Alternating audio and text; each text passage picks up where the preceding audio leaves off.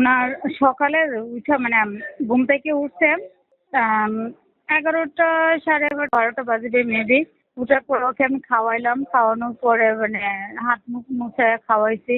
সবকিছুই কমপ্লিট করানোর পরে বাজারে লিস্ট করতেছি। ওই বাচ্চা একটু কান্না করতেছে। বাচ্চার সাথে যদি আমি থাকি তাহলে বাচ্চা কান্না করে না, বাচ্চার আড়াল হইলেই বাচ্চা কান্না করে। তারপরে হচ্ছে যে মানে ওনার একজন লোক এসে বলতেছে যে মানে ওনাকে একটু সলিড খাবার দেওয়ার জন্য। তখন আমি ওনাকে বললাম যে ভাইয়া ওর তো 2 ঘন্টা হয় নাই, 2 ঘন্টা পর পর তো সলিড খাবারটা দেওয়া হয়, তাহলে 2 ঘন্টা হইলে তারপরে আমি সলিড খাবার দেবো, একটু দুধ দিয়ে দিই। মানে আমি এটা বলছি। ওই আগের মেয়েটা তো দুধ দিত। তখন উনি মেকআপ রুম থেকে গালিগালাজ করে আসতেছে। আসার পরে আর এইভাবে তো আমাকে গালিগালাজ তো করলোই, তারপর লাস্টে বেলা আমাকে তো অনেক মারধরও করলো। মানে মারধর করতে বলতে মানে আমার চোখ, এই বাম চোখ দিয়ে এখন আমি কিছু দেখতে পারি না। তারপরে হচ্ছে যে আমার কান দিয়ে কিছু শুনি না, আমার মাথায় বেশি আঘাত করছে। এইভাবে আর কি মানে আমি সেন্সলেস হয়ে গেছিলাম, নিচে পড়ছি উঠছি, মানে ও এইভাবে মারধর করছে। হাতে পুরো হাত, মানে ওর হাতই তো মানে একটা কিছু। ওর হাত কি আপনি নর্মালি মনে করতেছেন? মানুষের মাথা যদি মানে হাত দিয়ে মানে বলের মতো আপনি শক্তি জুড়ে কাপড় দেন তাহলে কি এটা মানে আরো কিছু লাগে, লাঠি লাগে? আমি তো মনে করি না লাঠি লাগে। ছিল সাথে একজন ছিল, আমাকে মারছে, উনি তাকায় তাকে দেখছে, সেটা হচ্ছে সৌরভ। উনি ফিরায় নাই, উনি আমার সামনে দাঁড়ানো ছিল। উনি ছিলেন, আমি ছিলাম, আর ওর পরি ছিল। অ্যাবেল আমার সাথে হয় নাই, তবে আরো মেয়েদের সাথে অ্যাভেলেবেল নাকি হয়েছে। ওনার মানে হচ্ছে মেয়েদের মানে 15 দিন 20 দিন রাইখা মেয়েদের সাথে খারাপ ব্যবহার করে চলে যায়, টাকা দেয় নাই। আমি আপনাদেরকে নাম্বার দিই, প্রয়োজনে জানতে পারেন। আমার ওনার পার্সোনালিটি নিয়ে কোনো কমপ্লেন নাই। ওনার পার্সোনালিটি ওনার বিষয়, সেটা নিয়ে না। উনি আমার গায়ে হাত তুলতে পারে নাই, উনি আমাকে এভাবে মারতে পারে নাই, এটা হচ্ছে আমার কমপ্লেন। আর উনি মানুষের সাথে বাজে ব্যবহার করে, আমার সাথে করছে, আরেকজনের সাথে করতেছে।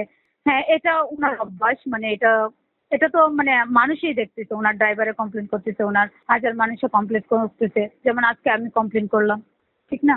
কালকে আরেকজন কমপ্লেন করবে যে বেতন দেয় নাই, কাজ করে আসছি বের করে দিছে। না, কেউ আমাকে বলে নাই, ওনারা আমাকে বেরোতে দেয় না। ওইখানে থাকলে তো আমাকে ওরা মেরে ফেলতো, বুঝছেন? ওইখানে যদি আমি থাকতাম তাহলে মানে ওরা আমাকে মেরে ফেলতো, গুম করে ফেলতো, বলতো আমার ফ্যামিলিকে মেরে বলতো যে ও মারা গেছে। বুঝেন নাই?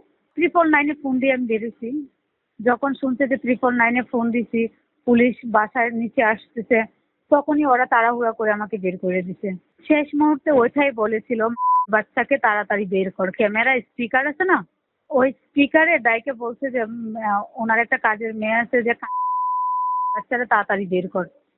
মানে আমাকে বোরকা পরার মতো টাইমটা দেয় নাই, তাড়াতাড়ি ওনারা বের করছে। যে ওনার যে আরেকটা কাজের মেয়ে ছিল বৃষ্টি, ওই বৃষ্টি বের করছে, লক খুলে দিতে বলছে যে তাড়াতাড়ি যা। এরপরে আমি নিচে গিয়া গেটের বাইরে গিয়ে রিক্সায় উঠে বসছি গেটের সামনে। আমি হাঁটতে পারতেছি না। রিক্সায় বসার পরে পুলিশ আসছে, পুলিশের সাথে কথা বলছি।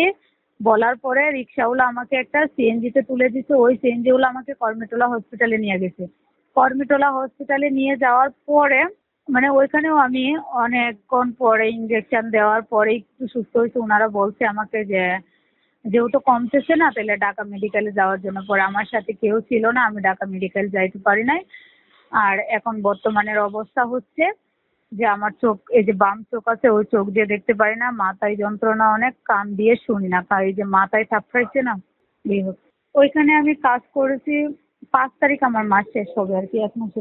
মানে ওইটা রাত্রে দিনে 24 ঘন্টাই করতে হতো, এটা কোনো নির্দিষ্ট টাইম ছিল না।